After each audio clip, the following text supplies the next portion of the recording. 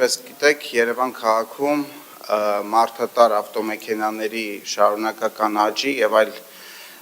հանգամանքներով պայմանավորված Երևան քաղաքում երթևեկության կազմակերպումը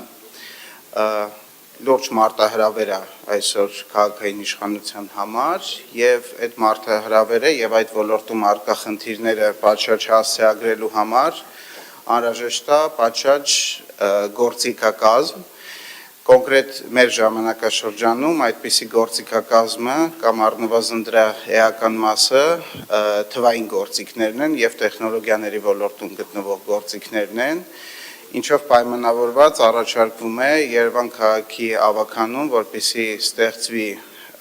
համապատասխան ստորաբաժանում համայնքային հիմնարկի տեսքով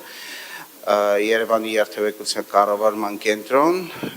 որի գործառույթների մեջ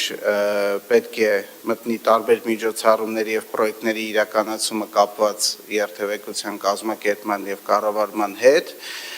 կոնկրետ 2026 թվականի համար մենք նախանշել ենք երկու խոշոր ծրագիր, հիմնական Դրանցից առաջինը հանրային տրանսպորտի, այսպես կոչված դիսպեչերիզացիայի համակարգն է, ինչպես գիտեք, հանրային տրանսպորտի ոլորտում իրականացվում են եւ շարունակում են իրականացվել համապարփակ բարեփոխումներ, որոնք արտահայտվում են թե տոմսային համակարգի ներդրմամբ, թե շարժակազմի շարունակական արդիականացման եւ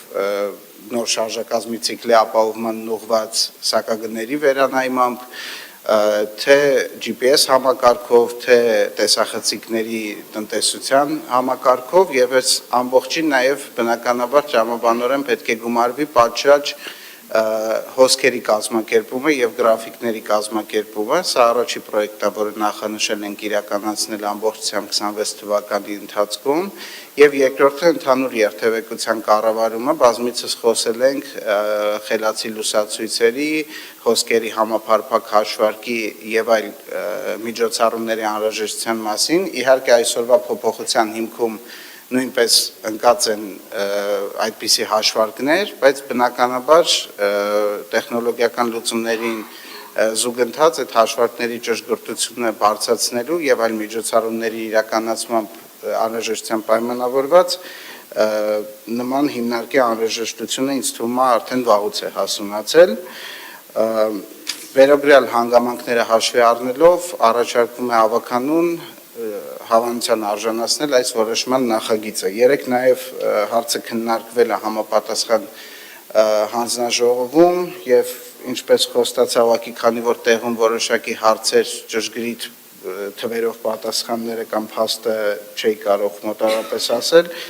երկու ավականու կողմից հնչեցված հարցեր առանձնացել են պարոն Թորոսյան տարածքի հետ կապված էիք հարցրել քառակուսի մետրերի շուրջ 1200 քառակուսի մետրի չափով է տարածքը, որը նախատեսվում է շինությունը, այո։ Եվ նաև պարոն Սուքիասյանն էր հարց հնչեցրել, ճիշտ է, նախագծին մի քիչ անուղղակի վերաբերվող, բայց կոնկրետ աշխատավարձային բյուջեի ավելացման մասով 26 թվականին նման ավելացում, ինչպես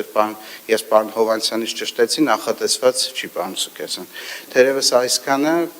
հարցերի դեպքում սիրով պատասխանեմ, շնորհակալություն։